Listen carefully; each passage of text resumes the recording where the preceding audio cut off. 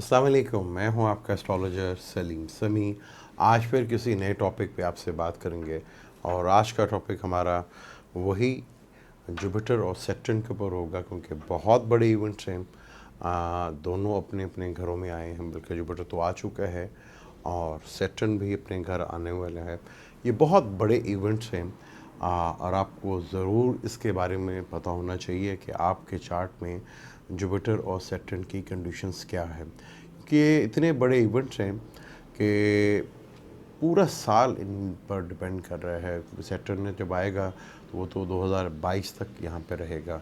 Jupiter यहाँ से पूरा 3 महीने के बाद ही मार्च में ये निकल जाएगा, फिर जून में वापस ही आएगा। फिर यहाँ पर जुपिटर जो है नीच भांग राजयोग भी बनाएगा, तो बिग इवेंट। लेकिन हमारे यहाँ पे प्रॉब्लम ये है कि यहाँ पे अक्सर हमारे यहाँ जितने भी जो व्यूअर्स हैं, जो आप लोग देखते हैं, वो अब सन साइन से अपना ज़ोडिक बता रहे होते हैं कि जी मैं फ़लाँ महीने में मेरा ये है तो मैं कैप्रिकॉर्न हूँ, फ़लाँ महीने में मेरा है तो मैं लिब्रा हूँ। आप ये समझते हैं, जो कि टोटली रॉन्ग और गलत है। ये वेस्टर्न एस्ट्रोलॉजी से होता है कि जी सन अगर इधर है 20 तारीख से लेकर अगली 20 तारीख तक, तो उसका लिब्रा बनेगा, जमनाय बनेगा, टॉरस बनेगा, पाइसिस बनेगा, जो टोटल रोंग है। वेस्टर्न एस्ट्रोलॉजी से तो सैटर्न अभी भी कैप्रिकॉर्न में है और जुपिटर जो है वो सैजिटेरियस से उनका निकल के महल वो भी कैप्रिकॉर्न में आने वाला है। तो उनके हिसाब से तो सैटर्न कैप्रिकॉर्न में था और जुपिटर भी अपने घर में था। हालात क्या थे वो आपके सामने हैं। लेकिन वैदिक एस्ट्रोलॉजी से जुपिटर आ चुका है अपने घर में। वहीं पे ग्रेन लग रहा है, क्योंकि सैजिटेरियस में जुपिटर अपने घर में बैठा हुआ है। वहीं सन आ गया है, वहीं सैटर्न है, वहीं केतु है और बिल्कुल ऑपोजिट इसके राहु है। मरकरी भी इधर आने वाला और मून भी इधर आके, जब ये 6 स्टार और प्लूटो भी जो है इधर बैठा हुआ है, तो 7 स्टार का ये योग बनेगा। ये वैदिक एस्ट्रोलॉजी से सैटर्न 26 जनवरी 2020 को इधर आएगा और 5 नवंबर को जुपिटर जो है यहाँ पे आ चुका है। अब जिन जिनके जुपिटर अच्छा है उन्होंने थोड़ा सा अपने आप को बेहतर महसूस किया होगा 5 नवंबर के बाद से। अब आगे बात शुरू करने से पहले, अगर अभी तक आपने मेरे चैनल को सब्सक्राइब नहीं किया तो प्लीज़ सब्सक्राइब भी कर लीजिएगा और बेल के बटन को ज़रूर दबाइएगा। और हमने 12 ज़ोडिक की वीडियो कि 2020 कैसा रहेगा वो मेरे नया चैनल सलीम समी एस्ट्रोलॉजर पर अपलोड कर दी गई है। अगर वहाँ पे आप चैनल का लिंक भी आपको मिल जाएगा, वहाँ जाके आप देख सकते हैं। वो टोटल वैदिक एस्ट्रोलॉजी से प्रेडिक्शंस की गई हैं, वैदिक से ही वो सारा कैलकुलेशंस और जितनी भी है उसका बताने का अंदाज़ वो वैदिक एस्ट्रोलॉजी से है। और वैदिक एस्ट्रोलॉजी में मोस्ट इम्पॉर्टेंट जो है वो date of birth, time of birth और प्लेस ऑफ बर्थ होती है। टाइम ऑफ बर्थ जो असेंडेंट बनता है, जो लगन बनता है, मैं ज़्यादातर उसी से प्रेडिक्ट करता हूँ। मून साइन से बहुत कम करता हूँ और सन साइन से तो बिल्कुल भी नहीं करता। अब हमारे यहाँ प्रॉब्लम ये है कि हम जो है, जो सन साइन है उसी को अपना ज़ोडिक साइन समझ लें कि जी मैं कैप्रिकॉर्न हूँ। तो अक्सर जो फ़ोन आते हैं मैसेज, मैं कैप्रिकॉर्न हूँ जी, मेरे बताएं मेरे साथ क्या होगा। ऐसा नहीं होता जब तक आपका पूरा data date of birth, time of birth, place of birth से नहीं निकाला जाए कि आप क्या कौन सा ज़ोडिक साइन है और किस स्टार की दिशा चल रही है। तो दिशा बहुत इम्पोर्टेंट होती है।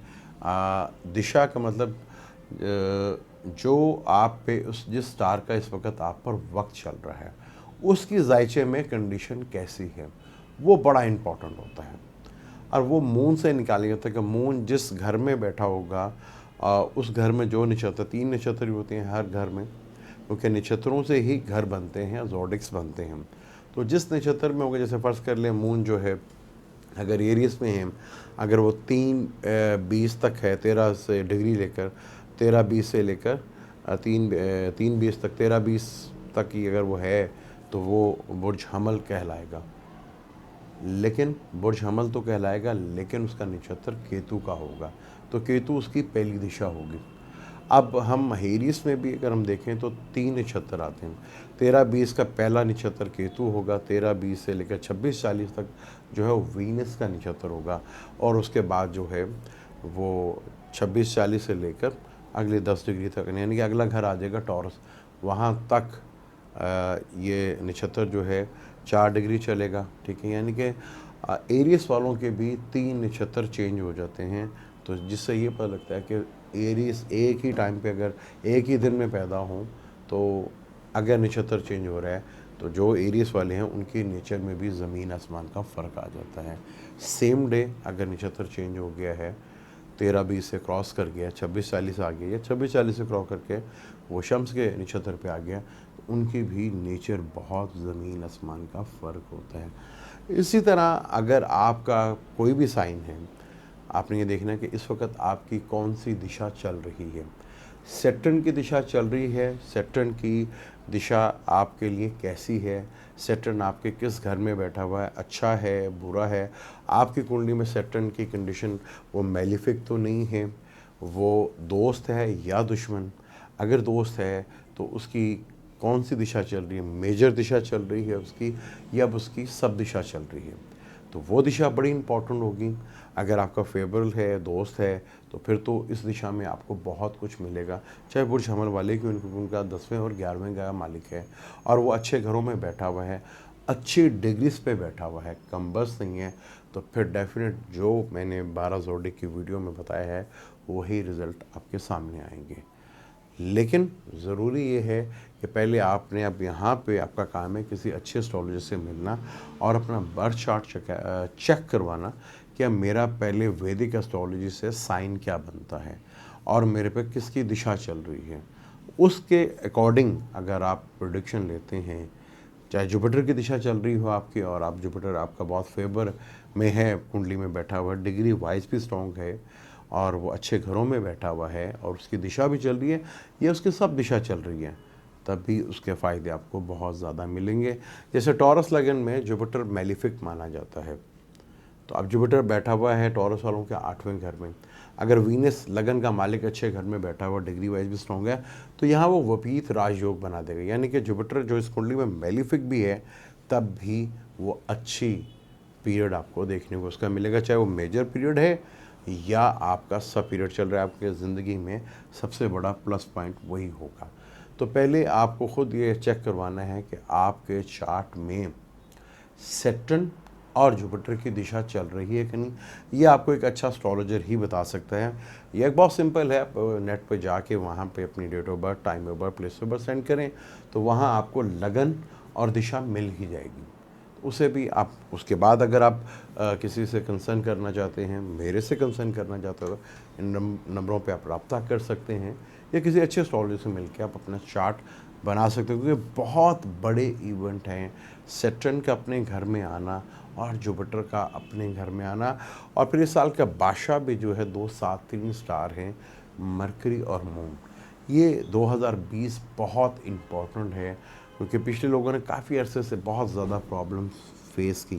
चंद लोग ही हैं, गिनती के चंद लोग ही हैं जिन्होंने बहुत ज़्यादा इसमें टाइम अच्छा देखा, लेकिन ज़्यादातर लोगों में परेशानी और डिप्रेशन देखने को मिली। अब यहाँ पे अब अच्छा टाइम आ रहा है, बहुत अरसे के बाद एक अच्छा टाइम आ रहा है, तो हर यहाँ पे बंदे को चाहिए कि अपना चार्ट को रीड करवाए, पता करे उससे पहले कि मेरा वैदिक एस्ट्रोलॉजी से साइन क्या बनता है, लगन क्या बनता है, मून साइन क्या बनता है, वो पता करवाएं। फिर मेरे पे किस सैटर्न या जुपिटर की दिशा चल रही है या कोई और अच्छे स्टार की दिशा चल रही है, उसके साथ जुपिटर और सैटर्न की दिशा है या नहीं, आने वाला वक्त मेरे लिए कैसा है, ये बहुत इम्पॉर्टेंट है क्योंकि 2020 इज़ वेरी बिग चेंज। यहाँ पे लोगों में बहुत ज़्यादा रिलीफ मिलेगा। बहुत अरसे के बाद 2 7 स्टार वज़ीर और बादशाह बने, मरकरी और मून और जुपिटर अपने घर में और सैटर्न अपने घर में। ये बहुत बड़ा इवेंट्स हैं। जो 91 92 93 में पैदा हुए हैं सैटर्न के पीरियड में, उनको बहुत ज़्यादा फ़ायदा मिलेगा, बहुत चीज़ें बेहतर होंगी क्योंकि जब भी सैटर्न जो है वो कैप्रिकॉर्न में था, आज भी सैटर्न कैप्रिकॉर्न में आने वाला है 26 जनवरी को। वेस्टर्न एस्ट्रोलॉजी से सैटर्न आज भी कैप्रिकॉर्न में, पिछले 2 ढाई सालों से कैप्रिकॉर्न में वो चल रहा था और जुपिटर बल्कि अब तो मैंने उनका हाउस चेंज करके कैप्रिकॉर्न में आने वाला, यानी कि जुपिटर भी साल पहले उनका सेक्रेटेरियस में ही चल रहा था। लोग परेशान थे। अब आपने देखना है कि वैदिक एस्ट्रोलॉजी से आपका साइन क्या बनता है, उसके हिसाब से ही आप कैलकुलेट करें कि सैटर्न का ये जो दौर है ये कैसा रहेगा आपके लिए, जुपिटर का ये जो दौर है जो 2020 में है ये आपके लिए कैसा रहेगा, क्या नीच भंग राजयोग में आपको फ़ायदा मिलेगा या नहीं। हंस हंस राजयोग बन रहा है सेजिटेरियस के लिए, पाइसेस के लिए, जमनाई के लिए, विर्गो के लिए। शाशा योग बनेगा बुर्ज हमल वालों के लिए, लिब्रा वालों के लिए, कैंसर वालों के लिए और कैप्रिकॉन वालों के लिए। और जिनके ये ट्राइंग होगा उनका ट्राइंग भी एक्टिव होगा। तो अभी आपका काम है किसी अच्छे से एस्ट्रोलॉजर से अपनी कुंडली को रीड करवाना कि आपका वैदिक एस्ट्रोलॉजी से एसेंडेंट क्या बन रहा है। आप इस महीने में पैदा हो तो ये सन यहाँ पे है, ये स्कॉर्पियो है, लिब्रा है, ऐसा नहीं होता। एस्ट्रोलॉजी इस तरह नहीं की जाती और ना ही इस तरह साइन को कैलकुलेशंस किया जाता है। वो आपके बर्थ चार्ट की कंडीशन ही बताएगी। तो ये है, जब तक बर्थ चार्ट की कंडीशन नहीं होगी तो आपका कोई भी साइन डिसाइड नहीं होगा कि आपका अपना कौन सा साइन है। अब वेस्टर्न एस्ट्रोलॉजी में भी टाइम ऑफ बर्थ की उतनी ही इम्पोर्टेंस है जितनी कि वैदिक एस्ट्रोलॉजी में। अब कुछ लोग कहते हैं जी वो नहीं लेते, तो वो उनकी सोच है, वो क्यों नहीं लेते, लेकिन टोटल रॉन्ग गलत तरीका है। Total date of birth, time of birth, place of birth से ही आपका साइन पता करेगा। ये बहुत इंपॉर्टेंट सवाल है, इसको मिस मत कीजिएगा। मुझे दें आप इजाज़त, फिर किसी नए टॉपिक पे जाके बात करेंगे आपसे। अगर आप 12 ज़ोडिएक की वीडियो देखना चाहते हैं वैदिक एस्ट्रोलॉजी से, तो मेरा नया चैनल सलीम समी एस्ट्रोलॉजर का लिंक इस वीडियो के नीचे भी आपको मिल जाएगा। आप वहाँ पे जाके देख सकते हैं। अब मुझे दें इजाज़त, अल्लाह हाफ़िज़।